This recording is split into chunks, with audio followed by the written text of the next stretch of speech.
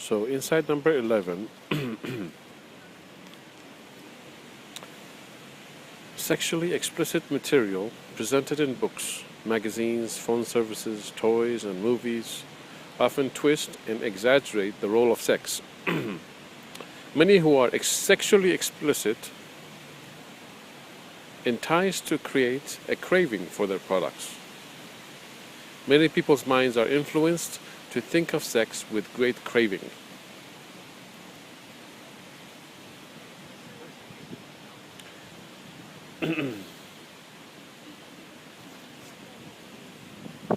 So we got sexually explicit material presented in books and whatever, magazines, phone services, toys, movies, and internet, and any sort of medium, any sort of communication device that may not have been even introduced or created yet, but any sort of medium, paintings, whatever, can be used to present sexually explicit material or sexual material, etc. So when it's presented, they often twist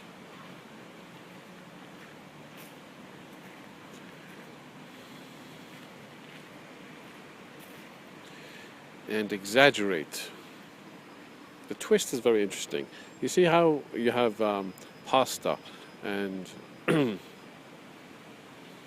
you got different types of pasta: flat, twisted, curly, whirly, things been inside of it.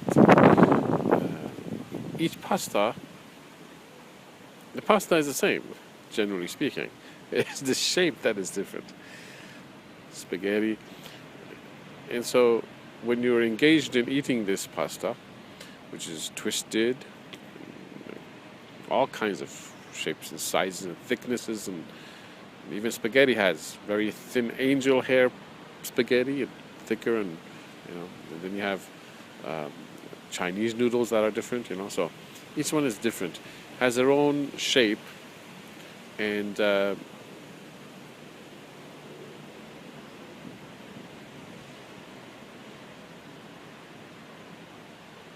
how the sauce interacts with it, and how when you eat it, you think of it differently, and also you have to bite it differently.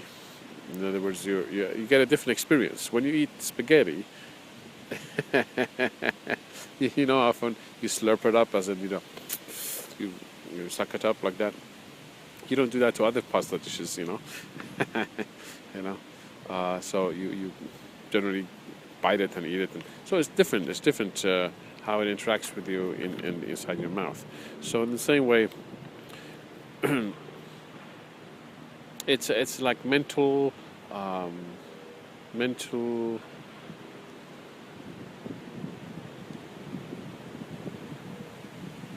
variety, and this titillates the mind, plays with the mind, and plays with the tongue inside the mouth. Same with sex. Sex in different ways. It titillates and plays with the mind. So this is the twist thing, and exaggerate. So these presentations exaggerate the role of sex, yes.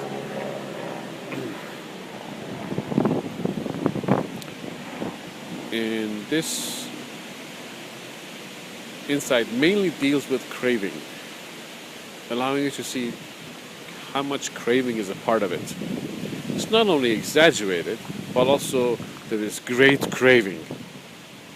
So often you see, like in office, a sexual presentation in an office, they're just like hungry, going after each other, ripping each other's clothes off, or as if they're in a desert, haven't drank water for several days, a week, 2 weeks, and then they get water. This is craving. So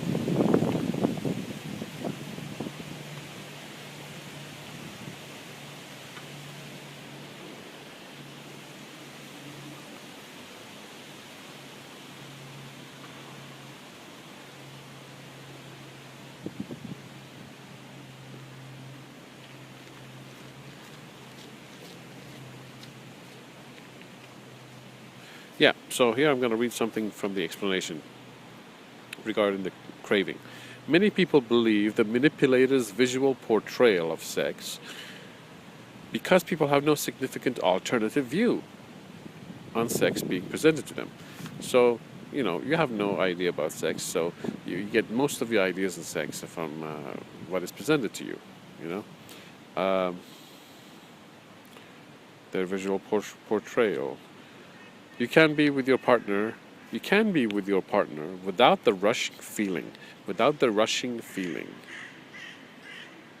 that we often think is a part of sex. Much of what people feel when they are either thinking about sex or are engaged in sex, whether by themselves or with a partner, is this feeling of being rushed into it, a feeling of almost uncontrollable craving. Much focus is placed on the craving. Therefore, when you are engaged in sexual pleasure, you are often focused on the craving being satisfied, rather than the sex itself. It is almost similar to when you are really hungry and you engorge yourself hurriedly. You engorge yourself hurriedly. It means very fast. You barely taste the food because you wanted to feed the craving. That empty feeling, which is that empty feeling in the stomach and the feeling of hunger. So you get this similar thing with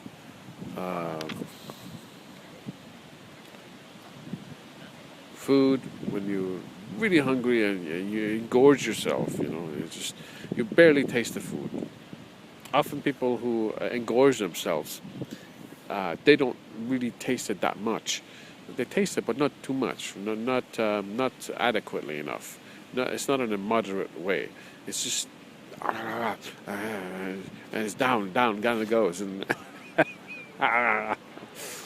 now, if a person is hungry and takes their time to eat the food, really takes their time and eats the food in a moderate way, bites into the bread and the food very nicely, really enjoyable, without the need of having to go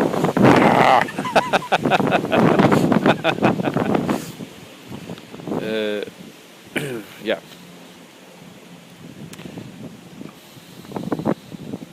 So being aware of some Buddhists believe very much in being aware in any activity or non-activity that they're engaged in, such as sitting, for example, being, walking, whatever it is. Being very present in the here and the now, experiencing what is happening here and now, right now. Because if you're not here, you're thinking of the future or the past or some subject or this or that, whatever it is, you're not here. You are here, but you're not present here. Your mind is not engaged in the here and the now to see what's really happening, to be aware of reality. And so if you're not aware of the reality of now, you can be so easily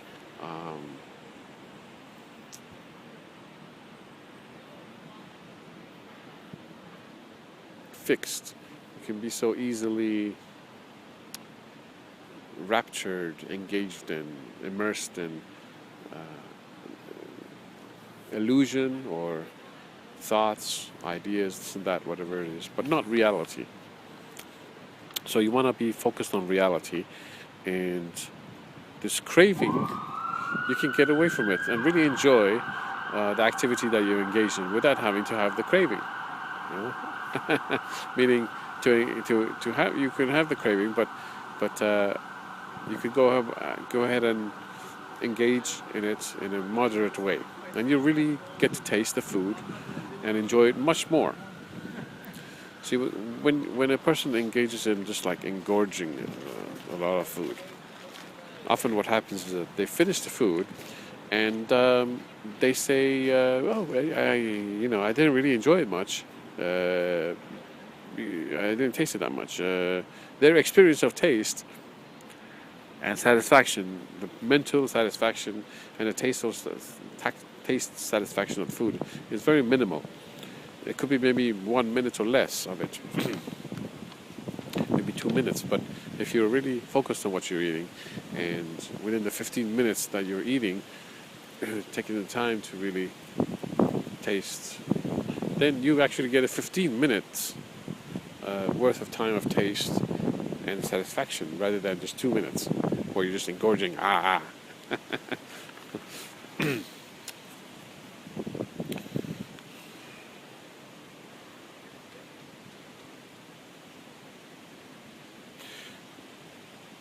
So you barely tasted the food because you wanted to feed the craving.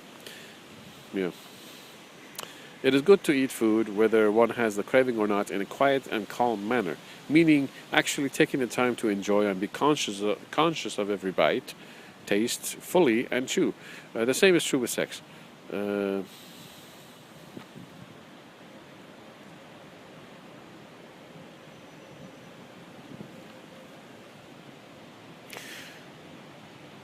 Here, and the explanation, I'll also say, the oddity and rareness of the sexual situations that are presented etch a unique impression on the mind. You see, the mind is excellent at remembering odd and unique things. Many people do not know that this is one of the reasons that they cannot seem to stop thinking of the sexually explicit situations that are presented to them. So this often happens with people who say, oh, I don't know why I can't stop thinking about this. And they think that they're thinking of it. But the mind, the way it works, one of its functions is that it's just things that stand out are more memorable.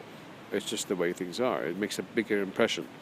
Again, the oddity and rareness, this is the qualities, oddity, rareness of the sexual situations, because it's so rare and odd, that are presented. The oddity and rareness of these sexual situations etch a unique impression on the mind.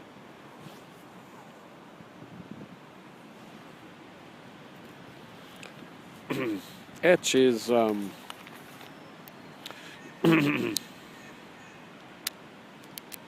etch is if you have this. It's an etching, you know.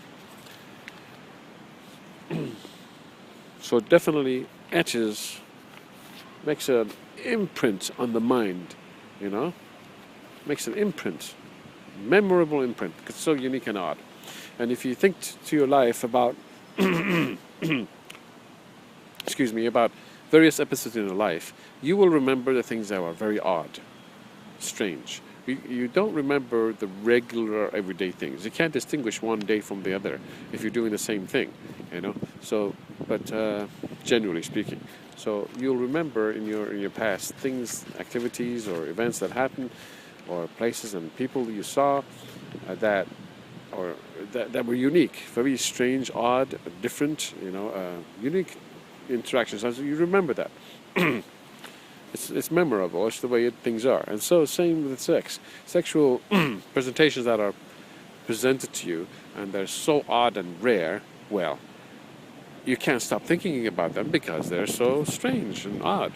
It's just memorable, that's all. So no need to be panicked about it and wonder, oh, why am I thinking of that? You know, it's true, sometimes people think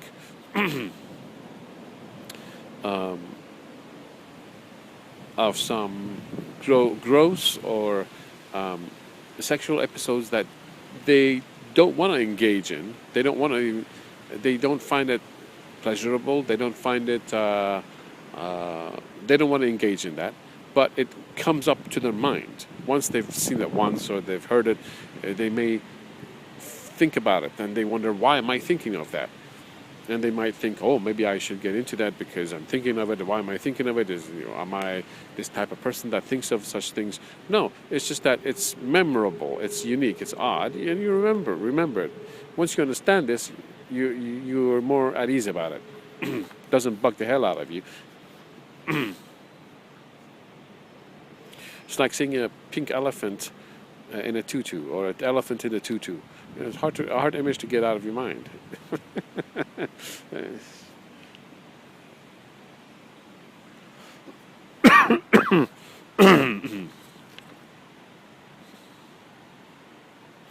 the audience, which is the public, might follow the examples that are outlined for them. So the audience, which is the public, might follow the examples that are outlined for them. People might not realize that a lot of the sexual materials presented are staged. Many of the sexual scenes are not pleasurable, but many let the actors and actresses know to try to smile and show that they are enjoying themselves immensely. The public might follow along and with what is presented, especially when the public experiences pleasure from the presentations and the activities contained therein, even though the pleasure is largely mental. Yeah, so when a person is watching this stuff and they are self-pleasuring themselves, or they are intrigued and they're getting some kind of sexual arousal from this, and or mental intrigue, and something starts to occur within their body, they may start to engage and see this as a pleasurable activity. They might follow along and with what is presented, believing it to some degree. Now here's the last part, which was, even though the pleasure is largely mental. So the appearance of mental pleasures. So it's a mental pleasure in combination with physical pleasures. There's mental pleasure and physical pleasure, both. Might give the impression to the person who is experiencing them both that it is the sexual pleasure which is very fantastic. You know, mental pleasure is occurring. Something intriguing is presented, something powerfully intriguing, something different, contrasting is introduced. And then physical pleasure is there as well, of what the person is feeling. So this mistaken understanding of pleasure. So the person might mistakenly think that, no, the whole pleasure is just sexual, nothing mental. No, it's also sexual. This mistaken understanding of pleasure incorrectly confirms to the public that the sexual pleasure presented is valid and phenomenal. Powerful sexual pleasure. They're not aware that, hey, there's a mental aspect, and that mental aspect is one that is giving power to the presentation, including the lies and exaggerations. Anyway, so that's something significant is true about the sexual presentations, yes. Significant because the sexual feelings experienced by the public are great, by themselves as well. It is true, those are the feelings that they're feeling, is significant. It is true that sex is pleasurable, and knowing this, the sex manipulators capitalize on this pleasure. So yeah, sure, sex is pleasurable, but they're exaggerating. They're tricking the mind using a series of tricks. They're lying. Now, it's interesting, they don't lie by words. They may lie visually, but not by words, because they're not allowed to lie by words, you see. They'll be taken to court. So what happens is that in the back of, if you take one of these videos and look in the back, I saw one, in a very small print you'll see somewhere, one of them I saw, it said something to the effect that sexual interactions are depicted here, are not representative of sexual interactions in real life, and relationships, which is quite complex. Yes. Something like that. Oh God, I gotta get the quote and read it to you. Yeah, that's what I'll do. So lastly, in the same insight, I say, data moves from outside through the senses, like eyes, ears, and finally to the mind. Imagination and thoughts also introduce data to the mind. One who controls information. One who controls data, thoughts, and imagination has tremendous influence in control of the mind and ultimately in controlling the person. There are those who seek to capture the mind's attention. to capture the mind and the person, to make use of the person as a slave.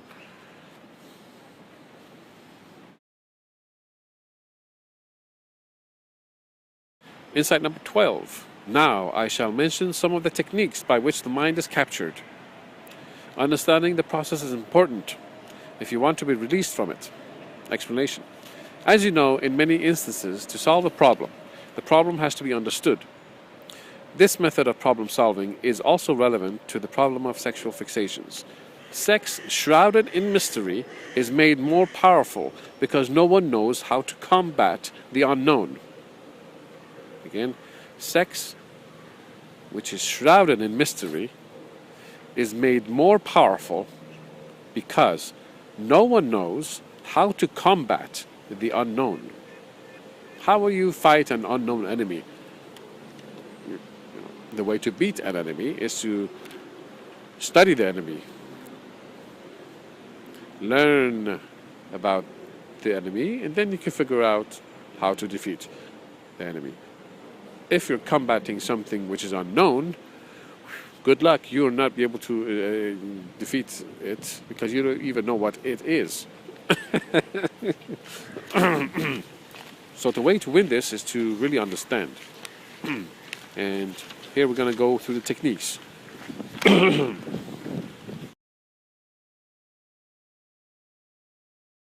Number 13. Odd one stands out. This is in quotes, right? Odd one stands out. Odd. Something odd. Stands out.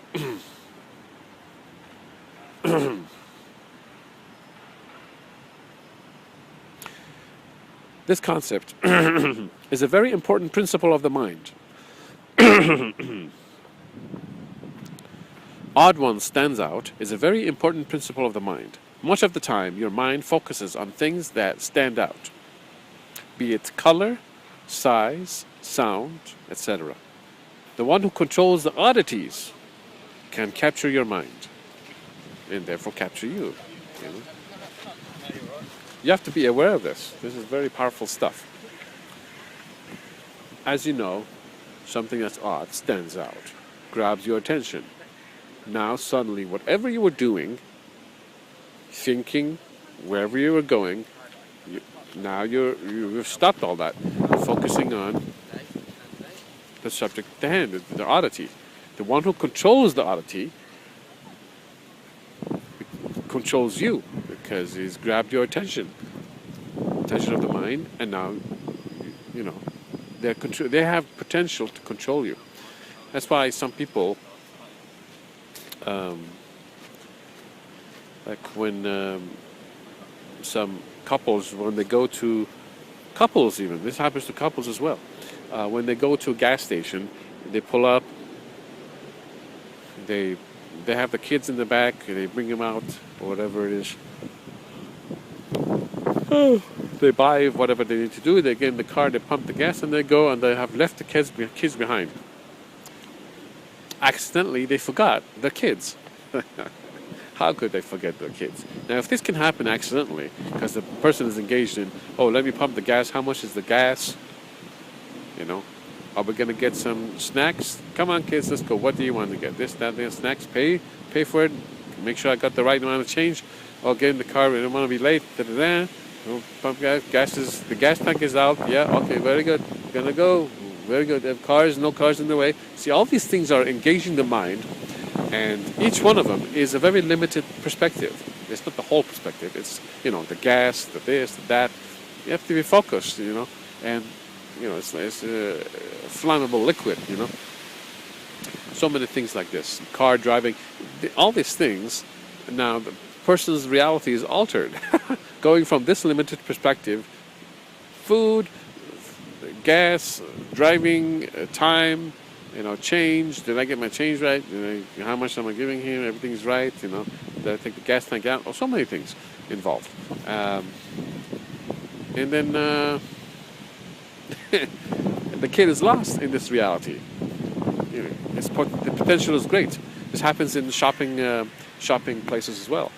Parents go and leave the kids in the shopping area, forgetting about them, and they drive home and they go, oh my God, I lost my kid. And go back.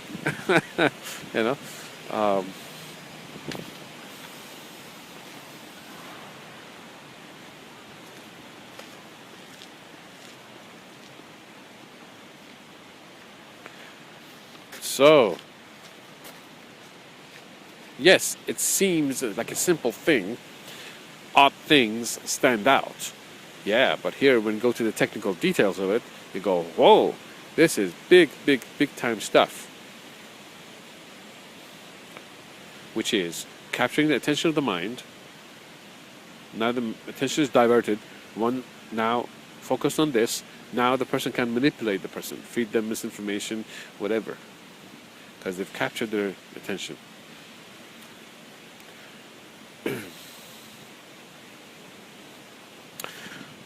Okay, this is the explanation. To get someone's attention, you might choose to write, "I want to talk to you."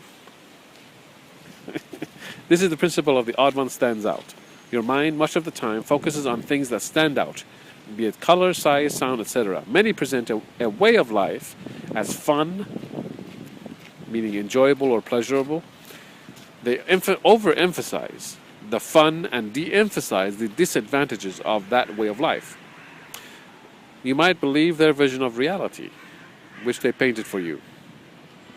And you might start trying to live out what they have outlined for you. What to wear, what to eat, where to go to eat, who to meet, how to meet them, how to have fun, where to have fun, how often to have fun, etc. You often see this in like a dormitory in a movie, how the dormitory is displayed, how kids are interacting, and how what to have fun ought to be like, or drinking and this and that, and so many things, being crazy. Like something as crazy, I'll tell you this.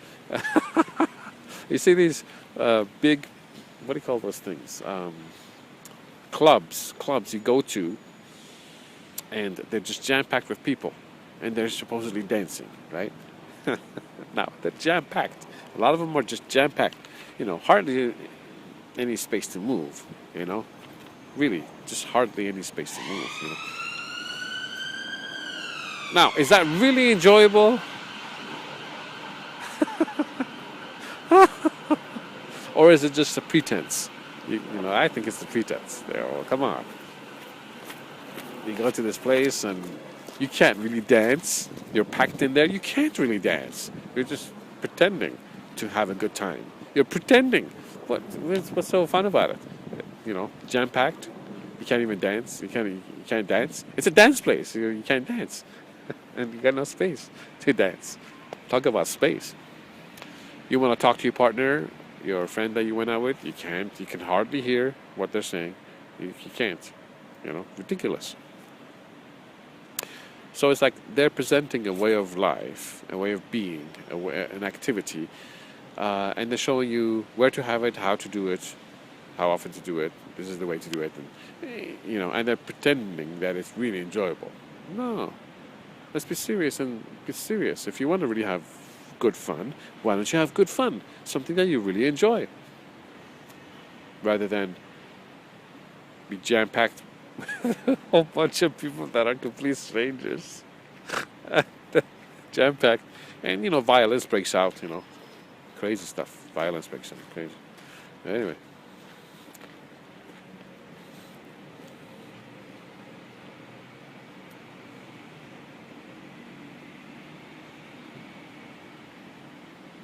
Okay, so yeah. All this, they are showing you, in essence, teaching you by example, and hoping you follow. Here, you were thinking that you were a real live person, possibly a rebel, when in fact you were just making yourself a carbon copy of what they presented. I mean, you often see the rebel type, right? I'm a rebel. I'm gonna wear a leather jacket, and I'm gonna talk like this, comb my hair this way, and talk like this, and behave like this, and blah blah blah. Is that being real? Is that it's like they've outlined for you how to be a rebel. This is the way to be a rebel. You have to dress this way. This is a rebel. This is what a rebel looks like. That's just conformity again. Now, some people who actually decide on their own, how are they going to dress like? On their own. Hey, now that's good. That's supposed to be being spontaneous, being real with themselves. I like this. I want to wear this. I want to make my own things, way of dressing and being. Okay, so I am speaking of myself also. I noticed that I admired some characters, therefore I lived like them. Certain characteristics of my own matched them. However, there were parts of me which seemed contradictory to them. I felt incorrect and hypocritical if I integrated those parts of me which did not coincide and which seemed contradictory with the personality type which was presented or that I had heard about in life. Then I realized that many people in general just follow a mold or a preset pattern of being. You name it, in all professions and many personality types. So here's an example of... oh yeah, okay. I actually give the example here. Example G, dismissing mismatching stereotypes. Okay, so you might like to be a very spiritual person. Therefore, you see how priests are. Priests. And how they live, and you do as they do. However, you might dismiss or ignore parts of your own personality, which is also part of you. And you try to live the supposedly correct priest's way of life, or to live similar to how a sports player would supposedly live their life, or whatever else. And you're ignoring parts of you, which is great. You gotta live like yourself. Don't ignore parts of you. Bring it out. Put it in. It's really, really great.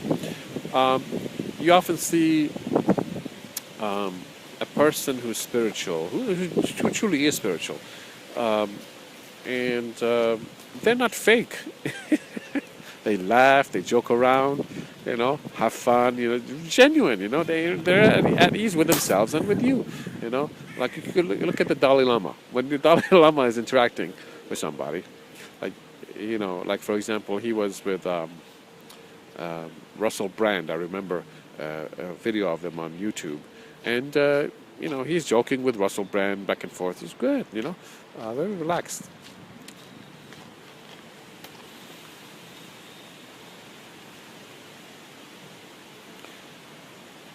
So being a spiritual person doesn't mean you have to be uptight, There's no have to. There's no should, Same with sports. Like maybe you're into sports and you feel like you have to behave a certain way because you're into sports. So you ignore parts of your personality. You may ignore parts of your personality, and that's a wrong thing to do, Bring out the parts of your personality which are positive, and be it.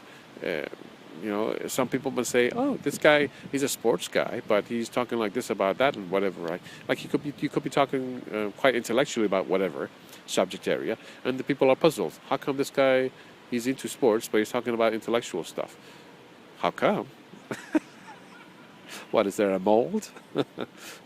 We get often our impressions of reality of people from television, and television, as you know, they have to write these scripts about what people are like, and a script of a person cannot possibly match a real person. A real person is very complex. For a person to write a script that is as complex as a human being, it's almost impossible. It will take a lifetime for this person to do so. He has not experienced all the things that. I mean, you know what I'm saying? It's like, here's a person. You have lived from childhood, growing up, going through all these experiences that has allowed you to form your personality, and your thoughts and all these things and emotions and so many things. And a script writer could possibly match that? I don't think so. Hey, maybe somebody's brilliant, good. Through personal experience, they might, put some stuff in there to make the television experience enjoyable and somewhat believable. But believe you me, a person is very complex, got a lot of stuff going on. And if this person starts to take their idea of reality from a scripted TV series or movies, scripted movies. These are all scripts written down with some brief ideas. Oh, this guy's like this, like that, like that. Yeah, you're limiting your complexities. You want to live real, you know?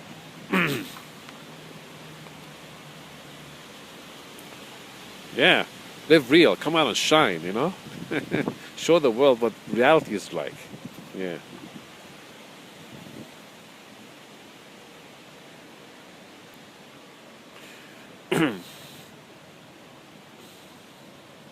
Okay, so the core thought, put here core thought. You are a unique individual. Hey, how about that? I was talking about it anyway. There are no set standards.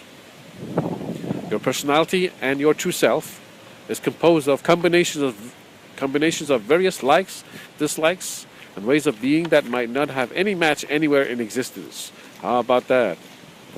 Therefore, live it out. Do not feel that you are untrue and hypocritical to yourself or untrue to the public simply because a category of a person like you does not appear in the public opinions list. Keep your eyes and mind focused and aware. Look sharply at your own behaviors. It is important to figure out how you arrived at and acquired your various behaviors, because many of the behaviors that you possess might have been parts of unwanted outside conditioning instead of coming from you. So, yeah, you have various parts of yourself, and I specifically mentioned live out your positive parts, what you consider to be your behavior.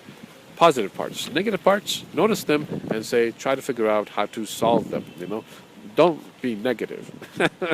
Don't bring out your negative part, your bad side, or whatever you want to say it. It's not you, of course. It's just, coming from ignorance. But don't live out parts of your personality, which is negative. It's not helpful. Now, you can acknowledge them. Hey, I'm feeling negative about this. Okay, good. Then, when you have the time to take the time to really look into it and figure out why you feel this way and what's this problem, negativity rising from, really understand it, then you can figure out the solution to it. Okay. Very good.